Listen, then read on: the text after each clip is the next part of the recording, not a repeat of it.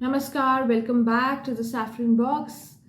Today I'll talk about a very basic topic and yet important.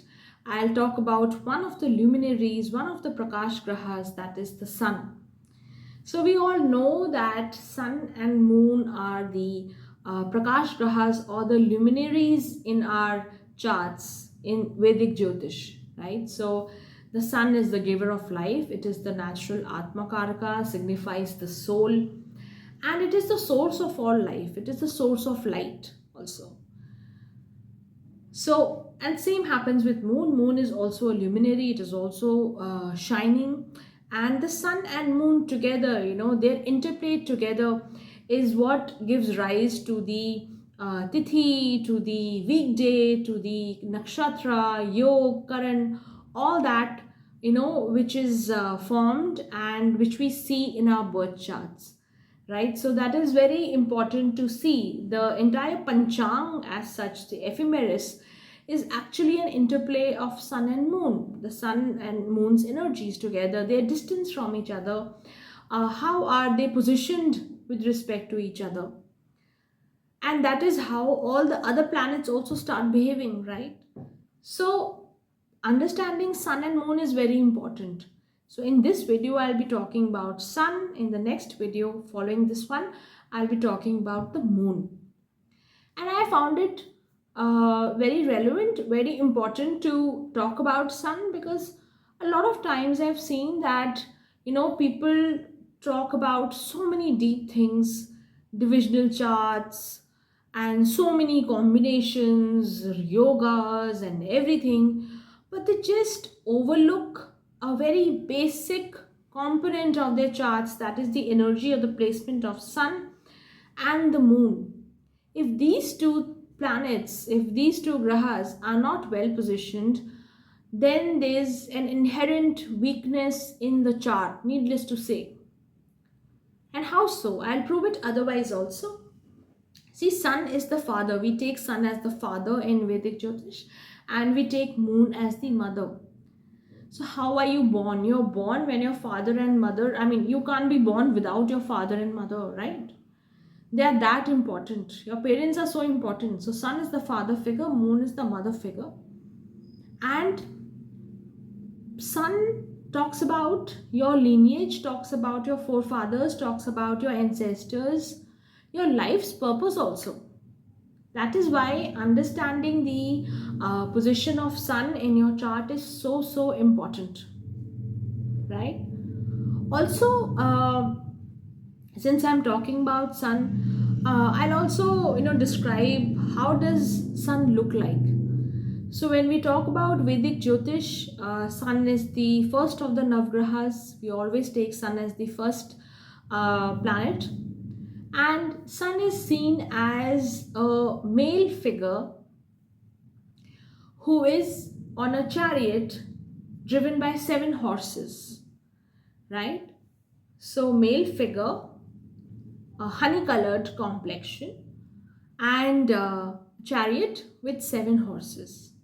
These 7 horses, their 7 heads are also related to the 7 chakras of our body, right? That is the importance of sun. Sun rules over our entire body. So there are so many other chakras also in the body. There are a lot of small chakras also, but I'm talking about the 7 main chakras of the body, starting from the Mooladhara or the root chakra to the crown chakra also. So this is where the life force energy is distributed in the body. So sun governs all these 7 chakras also. So there is a lot of importance given to sun because of all this, because of the connection with the life force, because of the connection it has with the entire human body.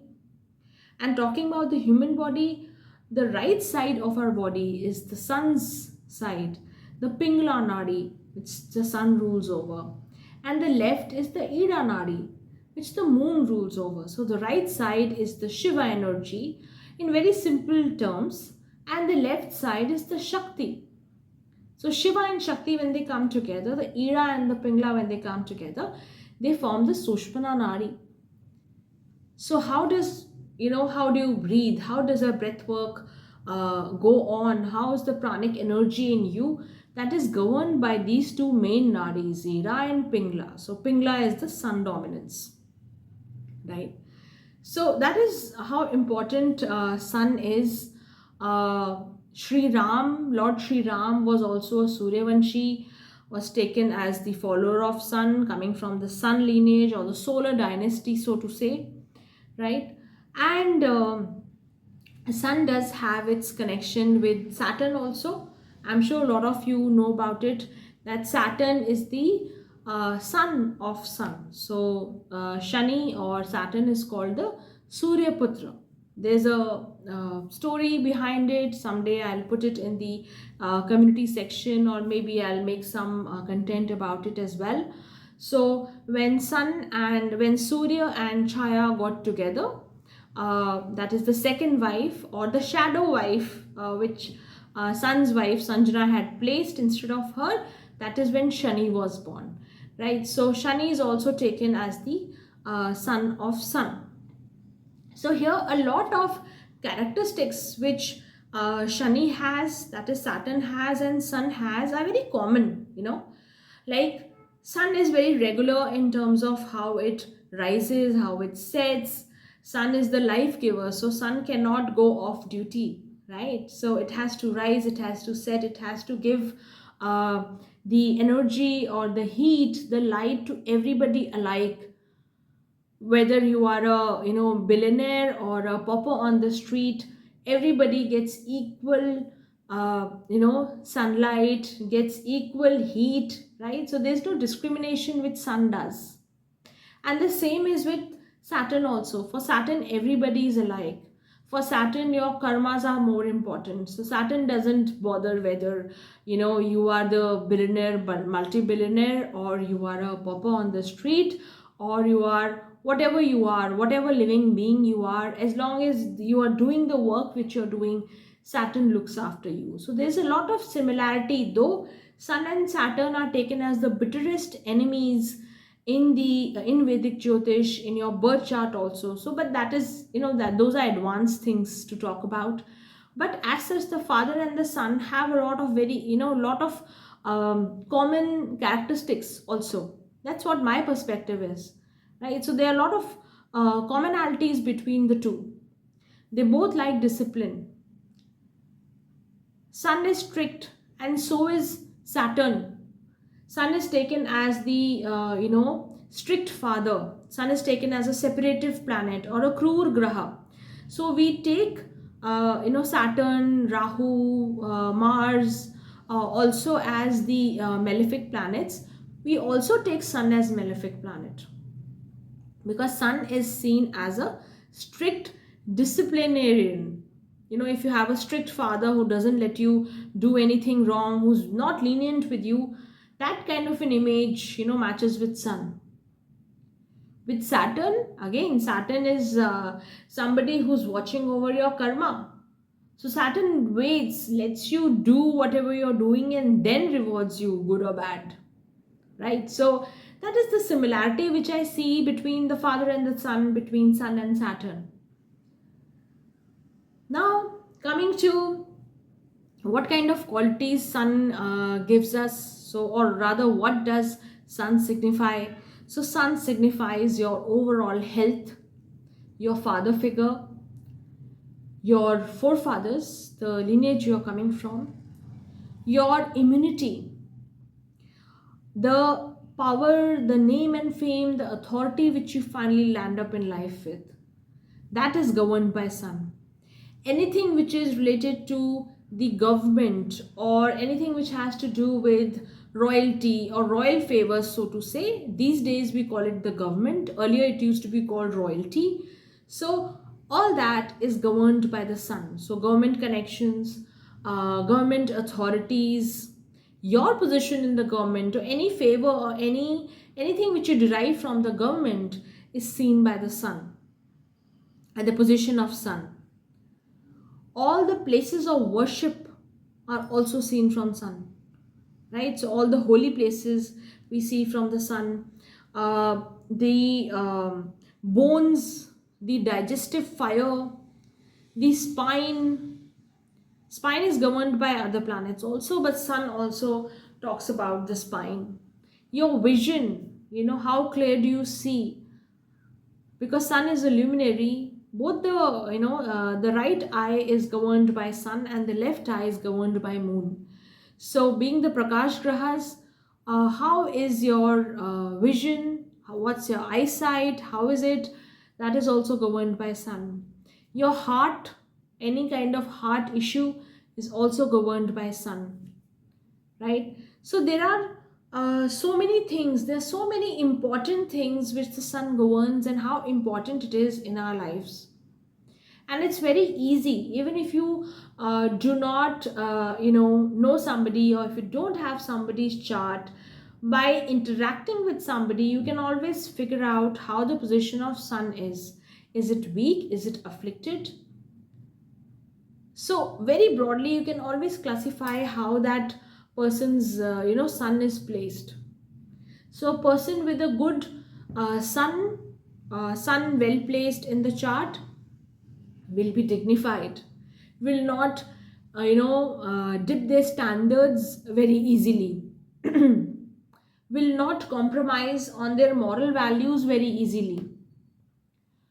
They'll have a presence, in a group or in a place, you can feel their presence. Because if the sun is strong, that personality will shine through. You'll be able to figure out a person with a good sun. Such people, their confidence is pretty good. They're able to govern or administer things very well. That is why, sun is connected to the government also. So a good position in the government, or the ability, even if you're not in the government, you are not a government officer, the ability to manage others, lead others, and make others do what you want them to do, the right things, that is also governed by the sun. If you have good immunity,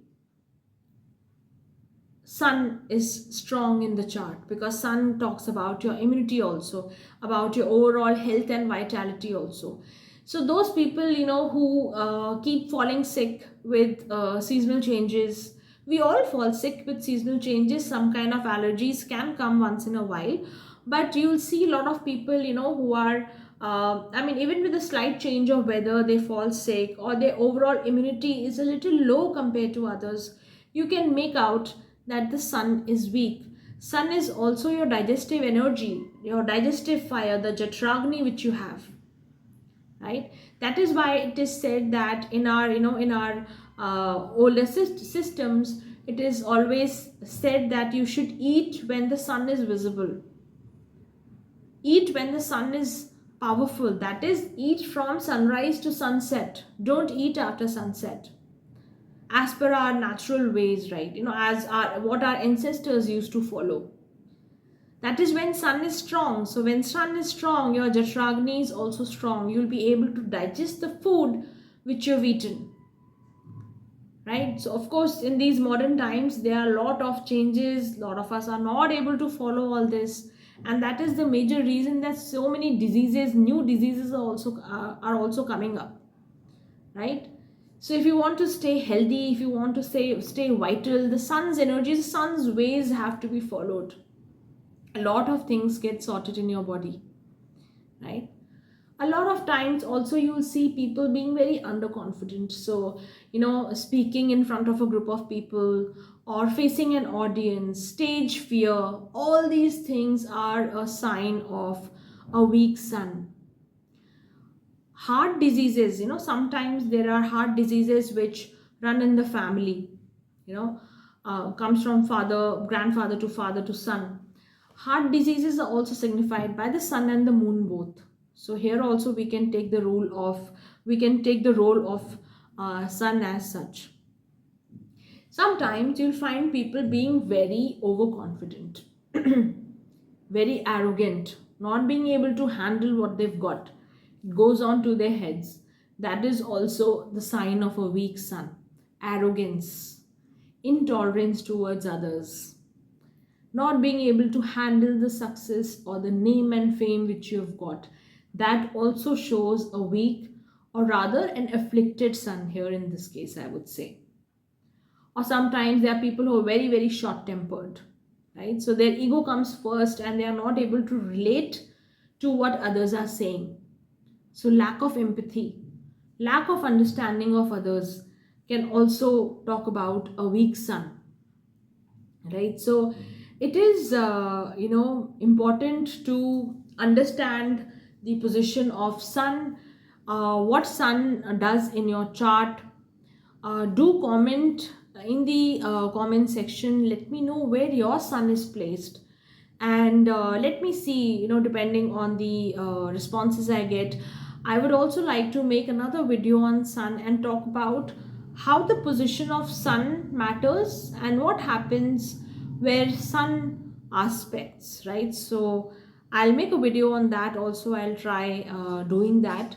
But do comment in the comment section, let me know where your sun is placed, and have you met people with these qualities? Have you met such people? Are you able to figure this out, figure all these qualities out without looking at the birth chart? Can you do that? Right, so let me know that, and I'll come back very soon with the next video, which will talk about moon, the other luminary. Thank you so much.